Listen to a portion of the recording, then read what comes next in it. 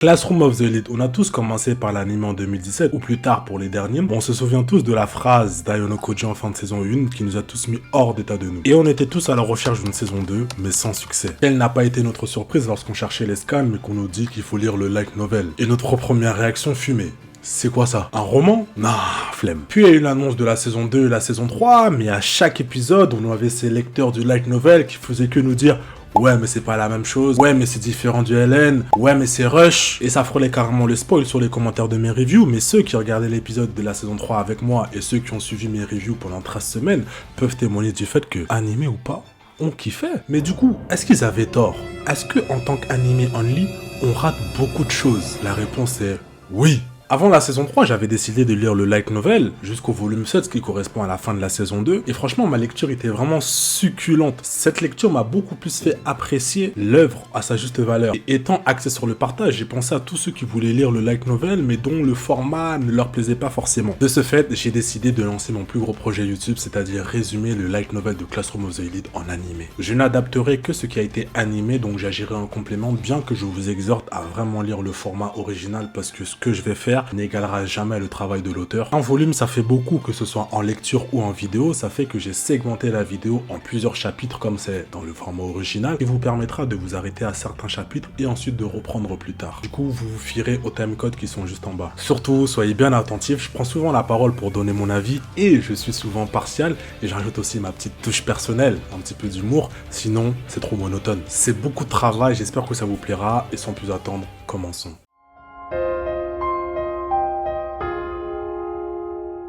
On commence par la petite taquinerie entre Ayono Koji et Horikita, où on a un Ayono Koji suite à l'appel d'Horikita qui fait semblant d'avoir les yeux fermés, sauf qu'Horikita savait très bien et elle le menace en mode « Si tu ne te réveilles pas dans les 3 secondes, tu vas subir mon coup ». Il se réveille direct et lui qui est à la recherche d'une vie lycéenne paisible risque de voir cette vie compromise par une Horikita qui lui dit franco « Si je suis de mauvais poil, je risque d'être un obstacle majeur dans ta vie de lycéen ordinaire Ayono Koji. Tu risques de t'asseoir sur des punaises, de recevoir de l'eau dans la figure à chaque fois que tu entres dans les toilettes, ou bien de recevoir des coups de compas avec la pointe si tu vois ce que je veux dire. C'est un petit teasing de la relation au fil de l'œuvre et j'aime déjà beaucoup. Et là on passe à la rentrée qui est presque comme dans l'animé. La scène se passe dans le bus avec les mêmes protagonistes à quelques détails près et beaucoup plus de dialogue. Koenji refuse de donner sa place et l'explique et carrément j'adhère pas mal à sa vision. Certes la place est prioritaire mais pas d'obligation légale de la céder, il en est le seul décideur. Et pourquoi? Parce qu'il est jeune, il doit céder sa place. Il rajoute oui je suis jeune, mais être debout consomme beaucoup plus d'énergie. Bref en vrai c'est un petit peu comme dans l'animé, mais à ce moment-là, tu te dis,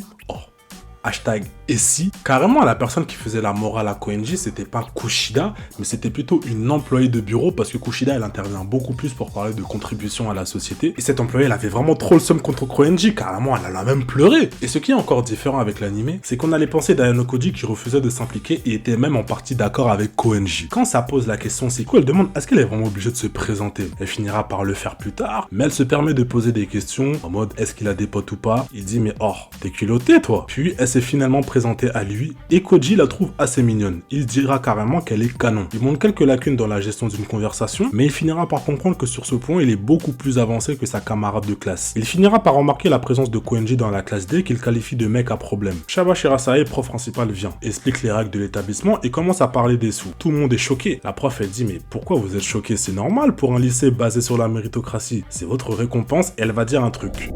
Dépensez votre argent comme vous voulez parce qu'à la fin du lycée, ça ne se convertit pas. On apprend que le lycée est hyper prestigieux, que des personnalités en sont sorties et Horikita et Ayono Koji se disent qu'il y a anguille sous roche. L'atmosphère est beaucoup trop légère. Beaucoup trop légère pour une telle annonce. Même si les gens étaient très excités, puis un élève qui a tout l'air d'être un élève modèle, Hirata Yosuke, comme dans l'anime, prend quoi? Puis t'as la présentation de Yamauchi qui dit « Oui, moi, j'ai fait du tennis de table, du baseball, il a loupé le tournoi d'inter-lycée pour blessure. » Mais Ayono Koji dit « Mais il est débile ou quoi ?» Ou alors il fait le clown. Comment tu peux être au collège et tu fais de l'inter-lycée? Il finit par dire que ça a sûrement l'air d'un gars qui veut faire l'intéressant et qui dit beaucoup de choses inutiles. Foreshadowing.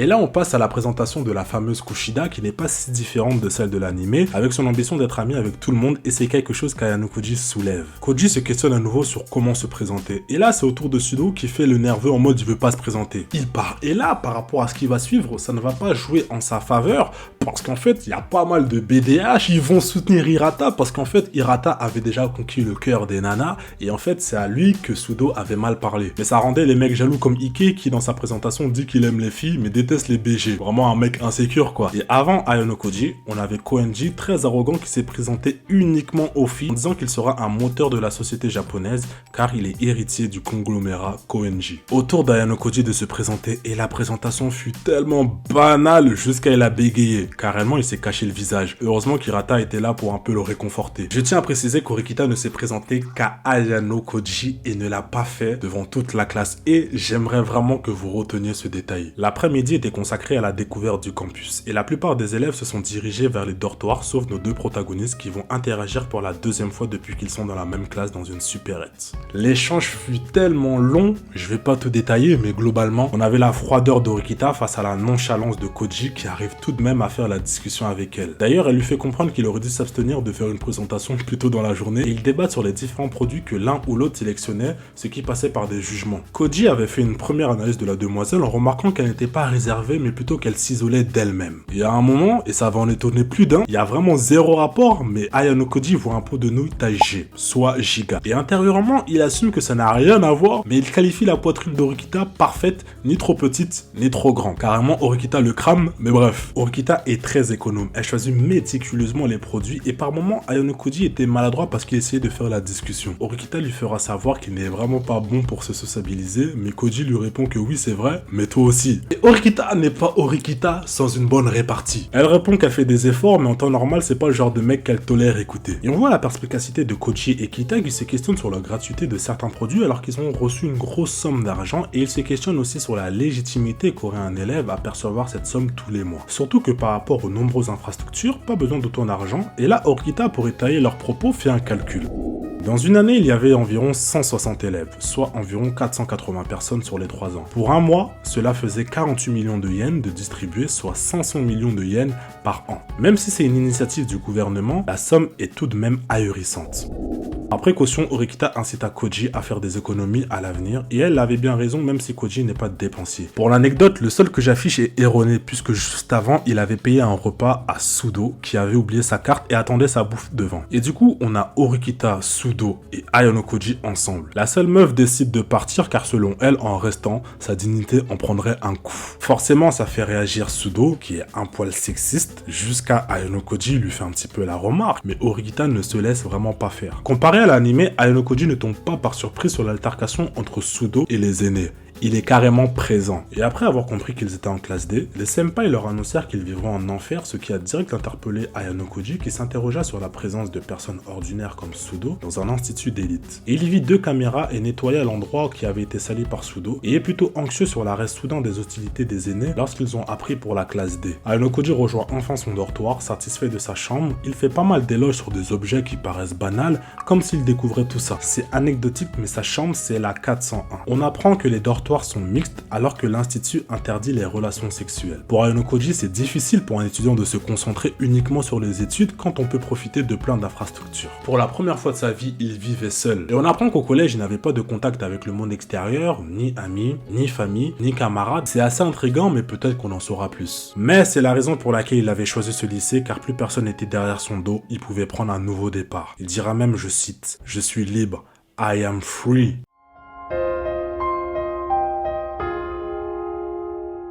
Deuxième jour d'école, t'as nos 2 protagonistes qui parlent et sont un petit peu surpris de la souplesse et l'ouverture d'esprit des professeurs car ça a laissé les élèves dormir, bavarder sans remarque, ça les intrigue. Puis au moment de déjeuner, t'as Ayanokoji qui angoisse un petit peu sur la personne avec qui il doit manger. Il essaye d'attraper la perche qu'Hirata a tendue en demandant qui souhaitait aller manger avec lui. Il a tenté de lever la main mais il fut dévancé par d'autres élèves, surtout des filles, et a minablement baissé sa main et il dit même: c'était l'occasion ou jamais d'être ami avec lui, ce n'est pas parce que c'est un beau gosse que vous devez vous octroyer le droit d'aller à la cafette avec lui.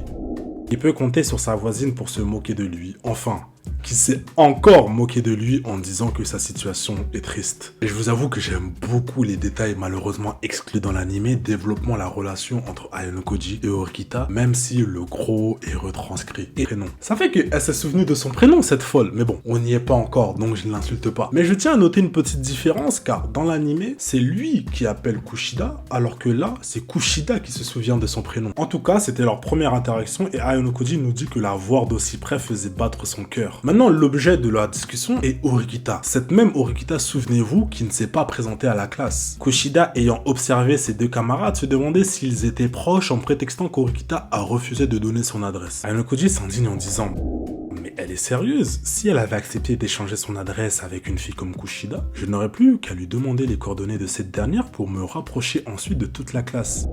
Quel calculateur ce mec. Mais on voit vraiment qu'il cherche à développer une vie sociale. Kushida pose encore quelques questions avant de dire la fameuse phrase « J'espère qu'on va bien s'entendre ». Bref, ça récupère sa nourriture, ça rentre en classe, puis il y a quelque chose qu'il n'y a pas dans l'anime, c'est une annonce au haut-parleur. Et cette annonce concerne la présentation des clubs à la fin des cours. Il y a vraiment un passage qui m'a fait marrer et c'est vraiment pour ça que j'aime leur relation dans le light novel. Horikita, elle est vraiment crue. Bon, je suis pas doubleur, mais je vais essayer de faire de mon mieux. Horikita, je n'ai aucun intérêt pour les clubs. Je n'ai encore rien dit. Ok, quoi alors? Tu vas intégrer un club? Ayano Koji, as-tu la mémoire courte ou es-tu simplement idiot? Je viens pourtant te dire que les clubs ne m'intéressaient pas. Ce n'est pas parce que tu ne t'y intéresses pas que tu ne comptes pas en rejoindre. Ton raisonnement est vraiment tiré par les cheveux, si tu le dis. On voit que ça constitue un sujet de conversation entre Horikita et Ayano Koji, avec la première qui n'a pas l'intention d'en rejoindre un, et le dernier qui voit une dernière chance de pouvoir se faire des amis et se demande qu'est-ce qu'elle est venue faire dans ce lycée. Est-ce que c'est juste pour le bon taux d'employabilité? Puis il y a un échange en mode: toi t'as pas d'amis, oui mais toi non plus. Et puis en vrai, je te parle. L'autre qui dit c'est vrai, mais pas sûr que tu me considères comme un ami. L'autre qui confirme à son tour, c'est juste Ayano Koji et Horikita quoi. Ensuite, Horikita dit que si notre protagoniste voulait vraiment des amis, il y mettrait plus du sien. Puis elle dit qu'elle l'accompagnerait finalement au gymnase. On pourrait voir une bonne action de sa part, mais non.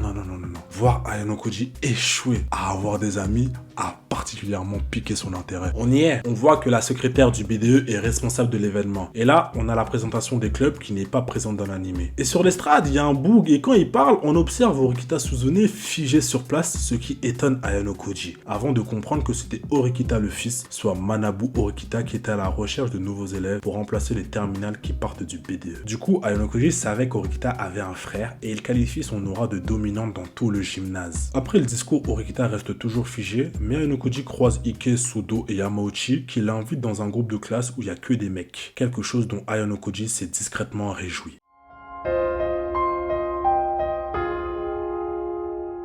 On arrive aux nombreux passages supprimés ou modifiés dans l'anime avec une chronologie différente. Là, dans ce chapitre, on est au cours de piscine qui dans l'anime correspond à l'épisode 2. Et cet épisode intervient après le 1er mai, soit un mois après la rentrée, c'est-à-dire après le gros plot twist de la fin de l'épisode 1. Mais là, dans ce chapitre-là, on est certes au cours de piscine, mais on est seulement une semaine après la rentrée, c'est-à-dire la différence chronologique qu'il y a entre le light novel et l'anime. Et dans l'anime, on attend limite 2 ou 3 épisodes pour montrer qu'Ayano Koji a d'autres interactions avec d'autres personnes que Kushida et Horikita, sachant qu'il s'est déjà écoulé un mois. Alors que dans le light novel, en une semaine, il a discuté avec Sudo, Yamauchi et Ike, et on a même pris son numéro pour l'ajouter dans le groupe de la classe des garçons, et a discuté brièvement avec Hirata. Il y a une sacrée différence quand même. Alors à la base, ce moment allait être anecdotique, mais je me suis dit que c'est quand même des détails qui sont bien à connaître. À un moment, on voit 2 filles dans les tribunes pendant le cours de piscine, et la raison est que les garçons avaient parié sur la taille de poitrine des filles avec un tableau Excel. ACB est dite en première position,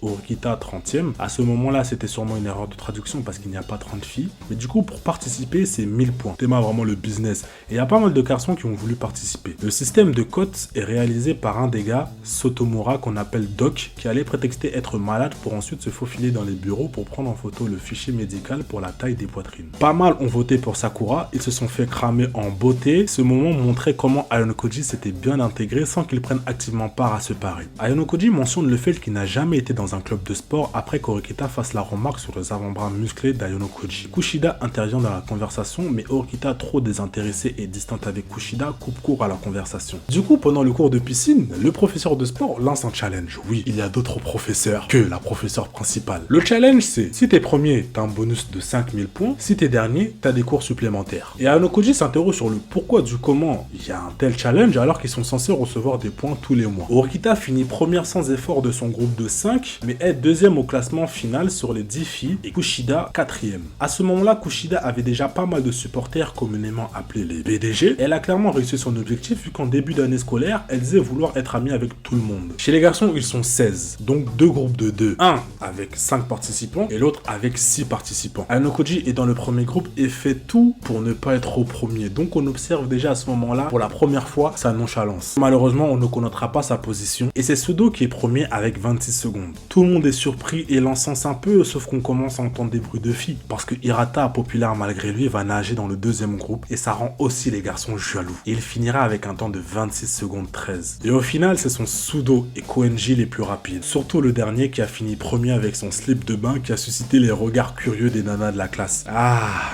les japonaises. À un moment, Ayano Koji manifeste l'envie de plus discuter avec Kushida seul à seul. Ça intervient quand cette dernière est la deuxième à complimenter son physique. Ça veut dire que sur lui, l'effet Kushida a marché, vu qu'il est tout rouge en sa présence et c'est Kushida qui le lui fait remarquer. Carrément, il y a Ike dans l'anime qui est également sur Kushida qui la voit avec Ayano Koji et dit hey, pas touche mec, c'est ma proie. Dans sa tête, Koji est en mode mais tu crois que t'es son style? Du coup, ça donne un peu plus de consistance aux personnages et leurs capacités physiques. C'est important pour un lycée d'élite où peut-être que les compétences physiques comptent autant que les compétences intellectuelles, mais c'est un point qui manque dans l'anime en tout cas. Petit moment slice of life, on a Kushida qui souhaite inviter Horikita à manger mais se fait vite recaler, mais tu connais ces psychopathes gardent toujours la face et Horikita lui dit qu'elle souhaite qu'elle arrête de lui demander. Mais c'est intriguant, pourquoi elle insiste autant, surtout qu'on apprend qu'elle n'en est pas à son premier coup d'essai. Carrément en partant, la fille qui attendait Kushida lâche un Kikyo-chan, arrête d'inviter Horikita-san, je ne peux pas vraiment me la voir. Ça veut dire qu'elle est pas vraiment appréciée, carrément il y a Hirata qui dit à Ayano Koji de dire à Horikita d'essayer de faire un effort pour s'intégrer. Dans ma scolarité j'avais un délégué comme ça, bien gentil hein, mais il avait un petit peu du mal à parler aux fortes têtes, à ceux qui avaient un assez gros caractère, et vu que moi, j'étais assez ami avec ces gens-là, on me demandait de faire le relais. Bref, Koji il dit mais oh, elle dérange personne, où est le problème? Et il dit à Hirata que ce serait plus judicieux qu'il aille lui-même lui parler directement, si comme il l'avance, il craint qu'elle se fasse harceler. Dans ce chapitre, on voit vraiment qu'Horikita est le sujet de discussion principal, et est étonnamment une préoccupation pour les gens les plus populaires. Ça se demandait, mais pourquoi ce fort intérêt? Est-ce que ça cacherait un complexe? J'ai dit ça parce que Kushida est la persévérance de Kushida, car tout le monde ne ferait pas ça pour absolument devenir ami avec quelqu'un. Et je vous l'ai déjà dit, il la trouve très attirante et à un moment, elle se demande s'il va l'aider, alors lui il bégaye un peu. Et intérieurement, il dit bon, à la base, j'aurais dit oui. Le flemme de m'exposer, et puis ça me ferait trop de mal de la voir se faire malmener par Horikita. Puis elle demande l'objectif est de faire sourire Horikita et du coup ça nous emmène à la fameuse scène dans l'anime au café. Du coup la mission d'Ayano Koji c'est d'inviter Horikita au café subtilement pour tomber sur Kushida par pure coïncidence. Sauf qu'Horikita elle dit bizarre tu m'invites, tu caches quoi? Il a dû faire le mec qui a peur d'y aller seul pour qu'elle accepte. Maintenant ils arrivent, Koji se dit on dirait pas un couple un peu? Elle dit non, direct. Le café est bondé, maintenant il y a deux meufs qui se lèvent, du coup 2 places se libèrent. Koji est nerveux à cause de la foule et aussi parce qu'il sait très bien ce qui se trame et là comme par hasard des filles à côté commencent à partir elles aussi avec leur poison en main et là qui débarque Kushida en disant quelle coïncidence. En effet, quelle coïncidence. Et là tout se passe comme dans l'anime. Elle crame la supercherie et elle réitère qu'elle ne veut pas être mêlée aux gens de la classe et que ce n'est pas un crime et que Kushida l'incommode et Koji intervient en disant qu'elle abuse un petit peu en disant ça et qu'il la comprend et qu'ils sont un petit peu pareils et se livrent un petit peu. Il n'a pas eu d'amis, jamais eu le contact de quelqu'un ou même joué, ce qui a surpris Kushida. Et Horikita enchaîne en disant peut-être qu'on est pareil mais moi je nuance. Toi t'as voulu te faire des amis, mais t'as pas réussi. Moi, j'en ai jamais voulu, et ça me convient de passer 3 années solo, j'en suis à ma 9e année sans compter la maternelle. Horikita parti, Kushida et Ayano Koji restaient parler ensemble et sont revenus sur la déclaration de Koji en mode ah oui, t'as jamais eu d'amis? Il dit qu'il ne sait pas si c'est lui ou son environnement qui fait qu'il n'a pas beaucoup d'amis, mais il reste très évasif. Et ajoute que Sudo et compagnie sont ses premiers amis. Mais quand je connais la suite, est-ce qu'il a vraiment conscience de ce que ça signifie? Parce que j'ai pas l'impression. To be continued. Ils reviennent un petit peu sur le cas Horikita, et là, Ayano Koji se demande pourquoi Kushida est si désespéré. C'est limite une obsession, même si c'est en adéquation avec son objectif d'être ami avec tout le monde, même en dehors de la classe.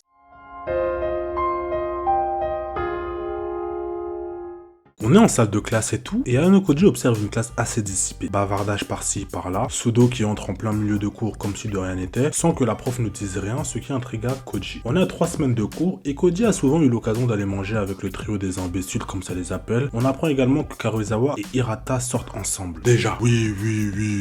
Et ce qui est drôle, c'est que Ayano Koji, il analyse la situation en mode ouais, elle, ça se voit que quand elle était au collège, elle avait déjà eu beaucoup de copains. Ce sera un mec de France, il aurait déjà fait un plus gros raccourci, et je pense que vous savez très bien de quoi je parle. La prof principale arrive, ça l'appelle par son prénom à l'aise, et elle dit bon, fin du mois, petit test, les gens sont en mode comment ça, moi je suis pas au courant, je fais pas. Elle dit c'est pas sur le bulletin, c'est juste pour tester vos connaissances. Et là je vous invite à relever ce petit côté vicieux parce que ça sera vraiment pas la dernière fois. Koji est un petit peu intrigué par ce qu'elle dit. Il avait l'impression que ça compterait pour autre chose. Et le test sur son point était étonnamment facile, même plus que l'examen d'entrée, à part 3 questions qui n'avaient rien à faire là, car ce n'était pas le niveau seconde. Mais pour lui ça ne lui empêchera pas d'y répondre comme à l'examen d'entrée. Bref, quelques temps plus tard, entre garçons, t'en as qui disent à Ayano Koji, mais Ayano Koji, on est potes n'est-ce pas? Tu nous dirais si tu sortais avec Urikita, parce que t'es le seul à discuter avec elle, et si ce n'était pas Kushida, on n'aurait jamais connu son prénom. Retenez la précision. Ayano Koji il est en mode, mais vous êtes fous les gars, je sors pas avec elle, ça va pas ou quoi? Mais sauf que les gens le croyaient à moitié, mais eux ils étaient beaucoup plus à fond sur Kushida. Et là ça bifurque sur Karuizawa et Hirata suite à une question d'Ayano Koji, et là ces mecs c'est vraiment des pervers. Ça dit waouh, est-ce qu'ils l'ont fait? Il y en a un il a dit ouais, c'est sûr ils l'ont fait, je suis jaloux carrément. Et en fait ce qui me fait rire, c'est que j'y pense vraiment avec l'accent japonais. Genre pendant ma lecture je me disais c'est trop. Carrément, à un moment, ça dit que ouais, c'est sûr que Kushida n'est pas vierge vu sa popularité, mais Ike, dans le déni, dit que peut-être, mais lui, il lui fait confiance. Cette scène est finie, on passe à une autre. On arrive bientôt au moment crucial et j'aime beaucoup comment ça a amené. En allant au distributeur, Yamauchi dit qu'il est à sec, il ne reste plus que 2000 points. Et qu'avec Ike, ils ont acheté une PS Vita à 20-25 000. Et Sudo prévoyait d'en acheter une le mois suivant. Ayano Koji le prenait pour des fous, même s'il a tenu la PS dans sa main pour voir à quoi ça ressemblait, mais il a refusé d'en acheter une. Et il a payé sa canette à Yamauchi, mais il précise intérieurement que ce n'est pas le genre d'amitié qu'il cherchait car ce dernier lui a un petit peu forcé la main. Et sur le distributeur, il y avait l'option gratuite pour boire de l'eau. Et avec ses camarades, avec ses amis, ils se sont questionnés sur le pourquoi du comment et en sont venus au menu avec les légumes gratuits qu'il y a dans la cafétéria. Maintenant, lors d'un après-midi en cours, ça a organisé une sortie à plusieurs et ça a invité Ayano Koji et il dit que c'est même la première fois que ça lui propose de sortir. De son côté, il ne voit pas de raison de refuser, mais il demande quand même qui vient. Ça part de Yamauchi, Ike, Kushida, plus 5 de ses amis. Des amis qu'Ayano Koji dit ne pas connaître à ce moment-là. Et on finira par apprendre qu'il y a Hirata et Karuizawa et 2-3 de leurs potes. Et là, franchement, les mecs, ils brisent le tabou. Ils leur demandent si la rumeur, elle est vraie. Hirata, il est grave gêné et ça cache quelque chose. Et Karuizawa le prend direct au niveau du bras et du coup, il a officialisé. Et ils avaient fait un petit peu de shopping et Karuizawa en a eu pour 30 000. Et carrément, elle dit 100 000, c'est pas assez. Il fallait 200 000 ou 300 000. Pareil pour Ike. Puis, dans la discussion, ça demandait, mais comment vous avez fait pour être dans le lycée alors que vous n'avez pas forcément l'air futé? Et quelqu'un répond que le lycée ne doit pas être là forcément pour juger les notes, mais pour développer le potentiel de futurs talents. Et que du coup, les notes ne devaient pas forcément être les seules conditions pour y entrer. Mais ça paraissait louche pour Ayano Koji qui se demandait comment ils, c'est-à-dire les dirigeants du lycée, pouvaient voir le potentiel des gens.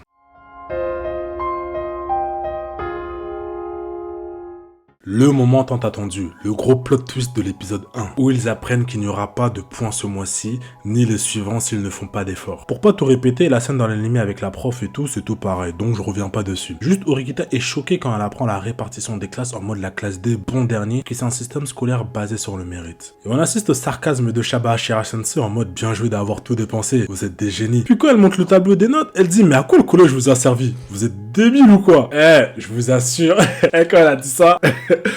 J'étais plié de rire, ça me fume. Du coup, les élèves, ils demandent des explications. Les élèves en ont parlé et toute la scène de la piscine dans l'animé, imaginez-la vous directement en classe. Carrément, il y a un élève qui s'appelle Yukimura, tellement il était énervé, il a failli en venir aux mains avec Hirata en l'attrapant par le col. Koenji qui indique qu'il s'en fout parce que son avenir est assuré grâce à sa famille. Il se moque même de ses camarades qui paniquent car ils n'auront pas l'université de leurs rêves. Car Shabashira donne un détail, il y a vraiment qu'en classe A que ton avenir est assuré pour l'université et en entreprise. Ayano Koji réagit Koji assez vite et prend en photo le tableau des notes reçues pour savoir combien ils ont perdu avec le bavardage, etc. etc. La prof est maintenant partie et Hirata propose à Ayano Koji et Horikita de faire une petite réunion stratégique. Horikita, elle refuse direct. Et par altruisme, Ayano Koji a aussi refusé pour pas que Horikita se fasse détester par le reste de la classe. Sauf qu'Horikita, elle a trop le démon, elle arrive pas à digérer ce qu'elle vient d'apprendre. Tout le monde désespère, Yamauchi cherche à vendre sa PS Vita à Ayano Koji à 20 000. Il dit s'il te plaît, je suis à sec. Puis il va vers un autre mec, il augmente le prix sans vergogne. Et Kushida et Koji commentent la scène et Kushida dit qu'elle a eu à dépenser des points et vu qu'elle est populaire, elle a eu à beaucoup sortir. Et Ayano Koji, c'est un petit peu le contraire. Il dit qu'il n'a pas eu à beaucoup utiliser vu qu'il n'a pas besoin particulier, mais Kushida le taquine en mode t'as juste pas d'amis. Et là, Karuizawa demande 2000 à Kushida, mais même Koji captait que le sourire de Karuizawa était fake et méritait un refus direct, mais Kushida a dit oui. Et en fait, moi je me dis qu'elle est un petit peu coincée dans son image de vouloir être populaire, d'être amie avec tout le monde, parce que du coup, elle arrive dans des situations comme ça où elle est contrainte un petit peu de toujours accepter. Et ça fait que les gens vont profiter d'elle, en l'occurrence la meuf d'Hirata qui en a profité, mais ne s'est pas gênée pour aller voir une autre personne pour lui demander la même faveur. Et tout ça, c'est inconcevable pour Ayano Koji qui dit qu'il faut assumer d'avoir gaspillé 100 000 points. Et là, annonce dans le haut-parleur. Ayano Koji est convoqué dans la salle des profs. Il se dit, mais il n'y a rien qui justifierait une convocation.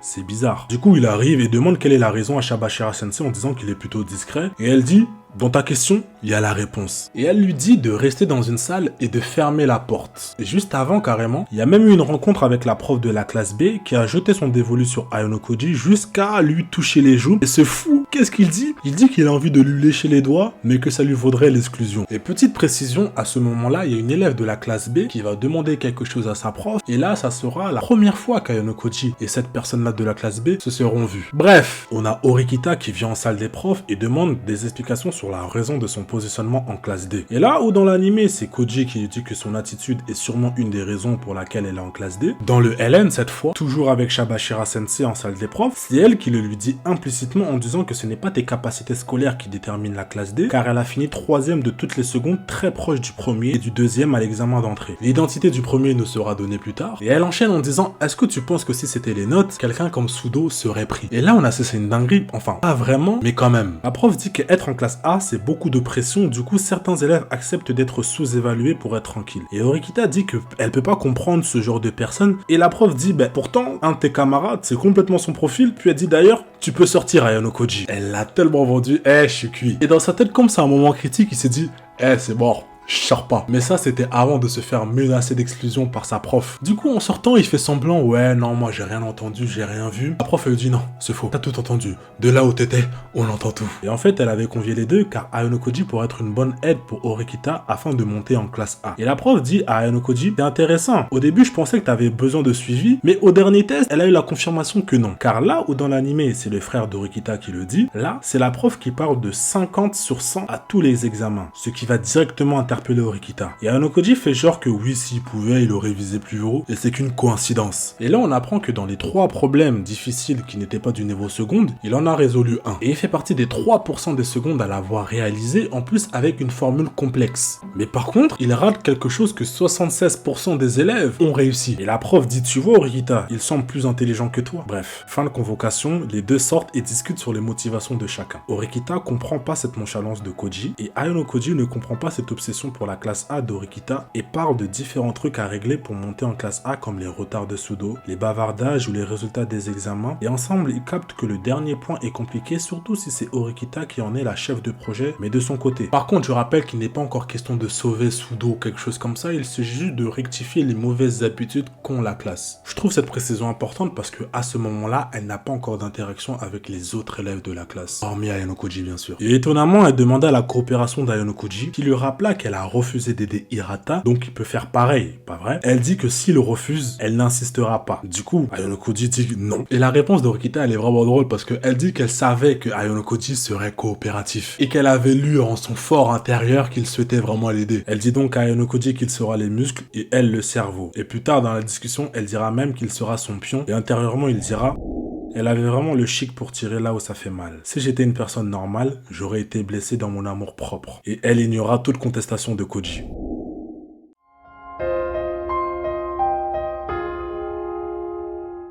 Alors je le rappelle, c'est vraiment une chronologie différente de celle de l'anime, donc accrochez-vous. Dans ce chapitre, on voit plus les raisons qui poussent Horikita à organiser un groupe de classe, car elle manifeste plus son envie d'aller en classe A, et d'ailleurs, cette envie de groupe de classe, c'est une suggestion d'Ayano Koji. À 2 semaines de l'examen de mi-semestre, il fallait faire bouger les choses, surtout au niveau de Sudo, Ike et Yamauchi, qui avaient refusé l'invitation d'Hirata pour le groupe de classe après les cours. Du coup, Horikita envoyait son petit aller convaincre les cancres. Elle a utilisé la technique du repas pour avoir l'aide d'Ayano Koji, exactement comme dans l'anime. Et c'était le moment où il avait le numéro d'une fille pour la première fois, mais pour lui c'était pas un truc de ouf vu que c'était Horikita. La chasse commence, Sudo refuse car il ne connaît pas Horikita, et flemme parce que même les cours ça le barbe. Koji tente tout de même de négocier contre son gré, et ça se passe pisse, contrairement à l'agression qu'il subit dans l'anime. Et Ike a entendu la conversation, pareil pour lui, flemme de réviser, il le fera la veille avec Sudo, et ne veut pas passer son temps après les cours à réviser. Du coup il refuse, Horikita l'a entendu, mais dit à Ayano Koji c'est mort, fais encore des efforts. Et Koji dit qu'il leur manque une motivation. Promets-leur de devenir leur meuf ou alors un bisou sur la bouche. Elle lui dit tu tiens pas à la vie hein. Et elle lui a mis un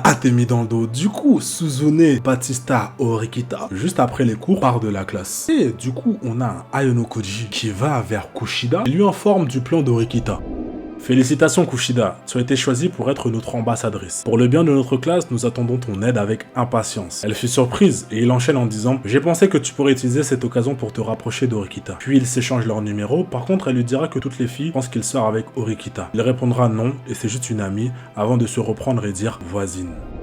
Et c'est vraiment différent de l'anime où il va appeler la réception pour avoir le numéro fixe de Kushida avec la scène où elle sort de la douche et après ils vont négocier. Non, tout ça, ça se passe dans les couloirs, c'est Kushida qui va écrire à Ayano Koji et ce dernier dira implicitement que Ike et compagnie ont fait les BDG parce que Kushida lui a dit qu'ils ont accepté de venir. Horikita refuse comme dans l'anime et Ayano Koji a toujours le derrière entre deux chaises et doit tant bien que mal s'extirper de cette situation embarrassante. Et du coup, c'est à ce moment-là où la scène de serviette de bain intervient où il fait tout pour recaler Kushida en Tsum Tsum, mais elle devine qu'Horikita ne veut pas. Bref, on passe à la révision où il y a les trois avec un autre gars qui s'appelle Okitani, alors que dans l'anime, ils ne sont que 3. Sinon, ça se passe à peu de détails près comme dans l'anime. Kushida utilise une excuse pour s'intégrer, du coup, le cours de soutien est un petit peu plus détaillé avec un problème.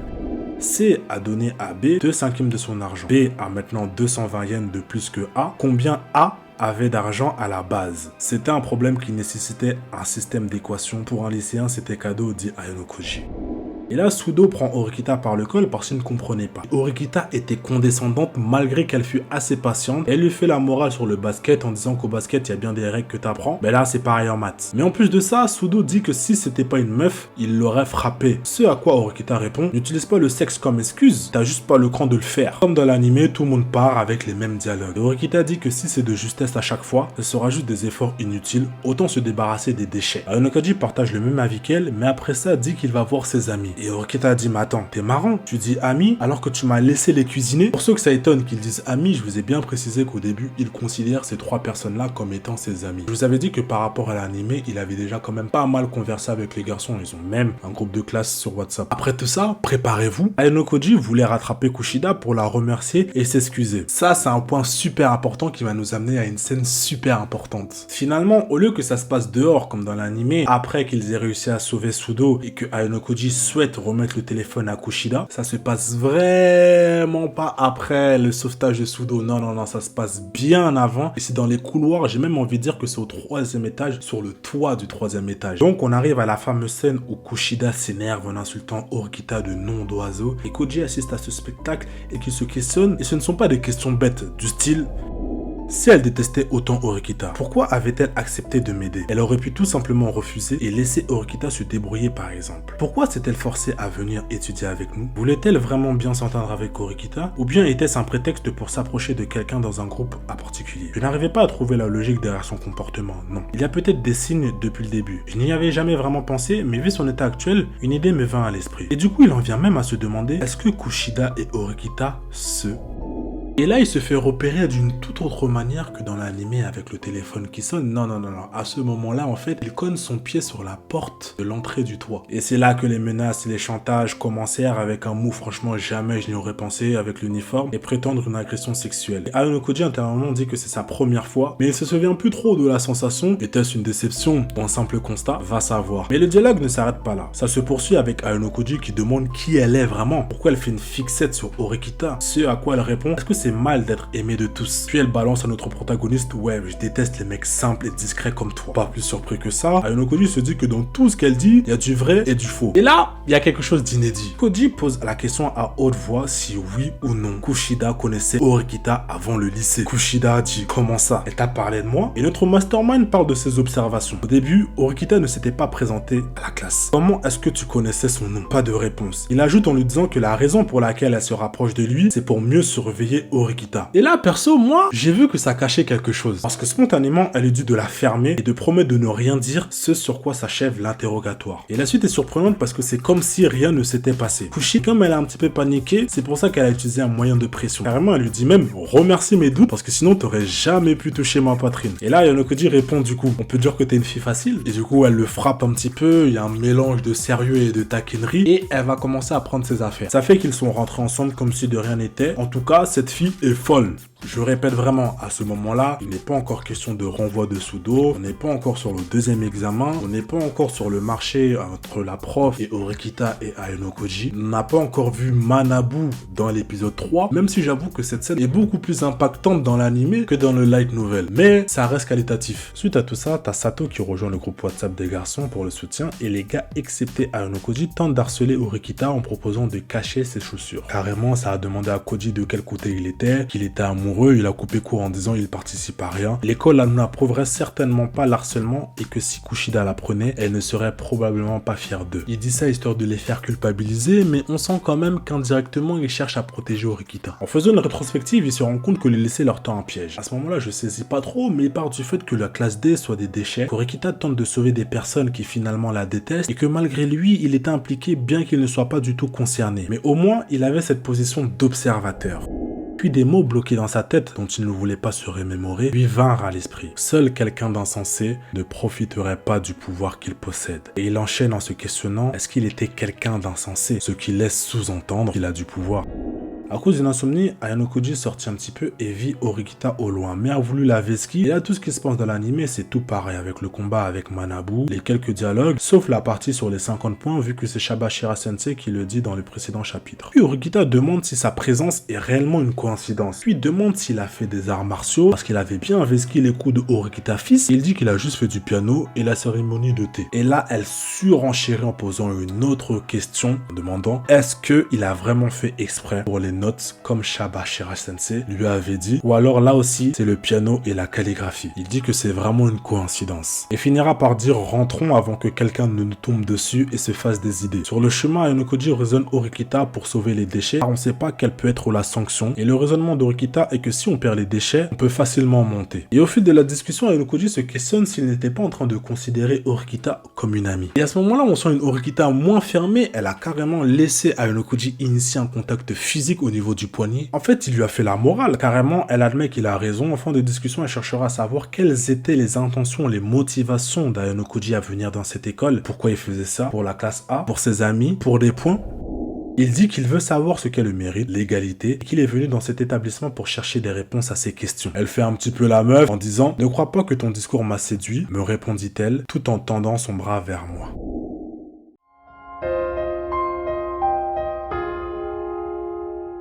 Horikita a compris son erreur et fait l'effort de convaincre tout le monde en commençant par Kushida en l'invitant à déjeuner d'elle-même et même payer le repas. Et cette dernière impose sa condition, être dans toutes les futures opérations, notamment pour la classe A. Malgré que Sudo veuille de vraies excuses de la part d'Horikita qui a cherché à le convaincre, tout le monde a fini convaincu pour participer à la deuxième session de révision grâce à Ayano Koji qui a fait un challenge, réviser les humains pendant les 10 minutes de pause qu'il y a entre deux cours. Je détaillerai pas, mais la scène est différente de l'anime, car dans l'anime, elle convainc uniquement Sudo et va carrément à son entraînement alors que c'est vraiment pas le cas dans le light novel. Elle s'adresse à lui devant tout le monde et va donc donner un programme à tous les cancres. Après ça, Ayano Koji et Kushida vont au café et vont à un Koenji ultra populaire avec les terminales. En fait, c'est vraiment juste des michtos, jusqu'à s'allumer la nourriture dans la bouche. Pendant le déjeuner avec Kushida, intérieurement, Koji avoue qu'Horikita c'est son genre physiquement après qu'on lui demandait ce qu'il pensait d'Horikita. Et ça lui annonce qu'il fait partie des 6 plus charmants secondes, Hirata est 2e, et sur un autre classement, il est 5e des garçons les plus mystérieux. La raison du déjeuner, c'est qu'elle voulait l'aide d'Ayano Koji à l'avenir. Jusqu'à la demander, qui serait-il capable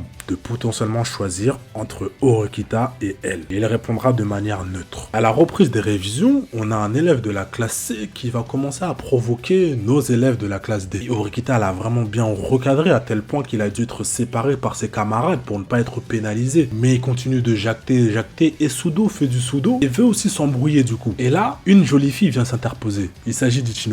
C'est son intro qui encore une fois est différente de l'anime où ça se passe dehors devant le terrain de tennis. Elle parle même à Ryuen alors que dans le light novel il n'est même pas mentionné et tout ce qui se passe dans la bibliothèque. Bref, le gars de la classe C dit qu'il révise quelque chose qui n'est pas dans le programme. Ce qui fait douter le groupe et du coup ils vont voir leur professeur principal. Et elle leur dit ah désolé j'ai oublié de vous dire qu'il y avait un changement. Du coup elle leur donne les sujets mais Ayano Koji il dit non c'est vraiment trop gros pour qu'elle puisse oublier. Il y a quelque chose de plus derrière. Il restait une semaine de révision, c'était chaud. Tout est à refaire et Sudo prend une décision étonnante. Il décide de se donner à fond quitte à arrêter le club et on voit une amélioration dans la relation Sudo-Horikita et cette dernière lui redemande s'il est sûr. Il affirme. Et pareil pour les deux autres, c'est-à-dire Ike et Amauchi qui affirment vraiment leur volonté de réviser et d'accorder leur confiance à Horikita. Et là, mastermind. Suite à tout ça, on a la fameuse scène où Ayano Koji soudoie le terminal D avec Kushida après avoir observé qu'il était en S pour qu'il envoie les sujets de l'examen. Tout se passe comme dans l'anime, juste maintenant on a la raison derrière ce move. Et il y a eu une bonne logique, ne pas distribuer les contrôles maintenant et il demande à Kushida de les diffuser en trouvant une disquette. C'est vraiment l'homme de l'ombre de la classe D.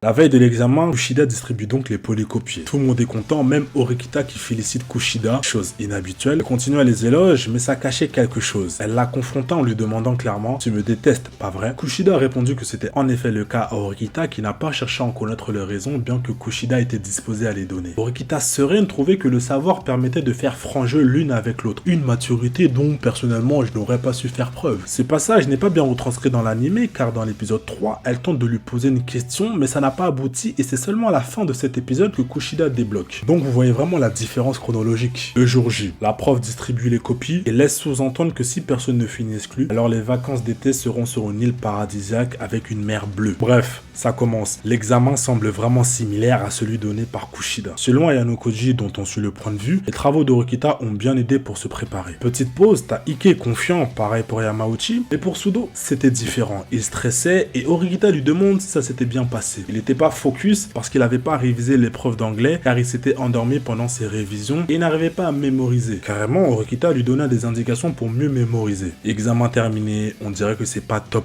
pour Sudo. Horikita lui dit qu'il est responsable, qu'il n'a pas révisé, mais qu'il devrait être fier de lui. Il a fait de son mieux et malgré les difficultés, il n'a pas abandonné. Et elle revient même sur ses paroles sur le rêve de basketteur de Sudo en disant qu'elle l'avait mal évalué. Derrière mon ordi, j'étais surpris. En fait, elle était en train de s'excuser et tout le monde était surpris.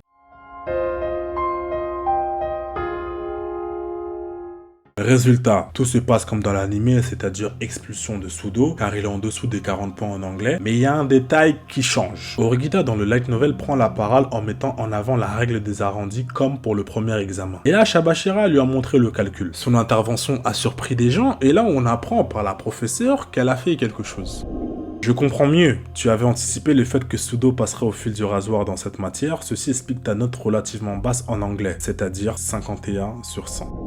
Sudo qui est choqué. Même moi, je me dis, mais non! Et c'est toute la classe qui est partie au tableau vérifier la note d'Horikita. Mais au fond, elle savait que sa contestation était vaine. Et Horikita s'excuse auprès de Sudo en disant qu'elle aurait dû viser encore plus bas. Ayano Koji est sorti de cours comme dans l'anime pour aller à la salle de prof et vit sa prof dans les couloirs et lui posa la même question que dans l'anime, sauf que la suite de la conversation rend plus sensé la question de Koji. Car quand il demande si le système est juste, ce à quoi la prof répond non, il fait référence au fait qu'ils aient été mis au courant du changement de test une semaine avant et Ayano Koji est certain que la classe D a eu un traitement inéquitable. Il lui fait limite la morale en disant que oui, le monde est rempli d'inégalités, mais on a tous la possibilité d'agir et de penser en tant qu'être humain et que même si elle fait semblant d'oublier, les faits sont qu'un élève va se faire renvoyer et il porte des couronnesses en disant « Je veux rencontrer la personne qui met des bâtons dans les roues de la classe D ».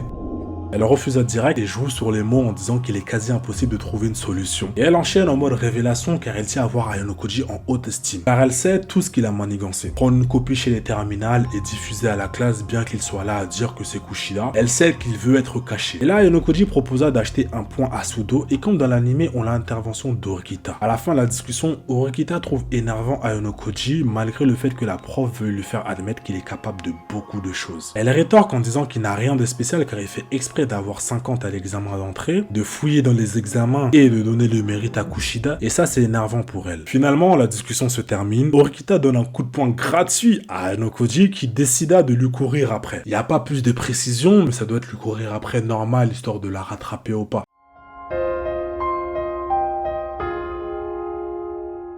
Puis comme dans l'anime, à la fin de l'épisode 3, ça célèbre dans la chambre d'Ayano Koji. Ils avaient le double des clés et tout, ça demande comment ça se fait que Sudo ne soit pas renvoyé, ça leur répond pas. Et Kushida leur annonce qu'elle, Orikita et Ayano Koji visent la classe A, ce qui surprend les débiles, et après c'est des petits échanges sans importance.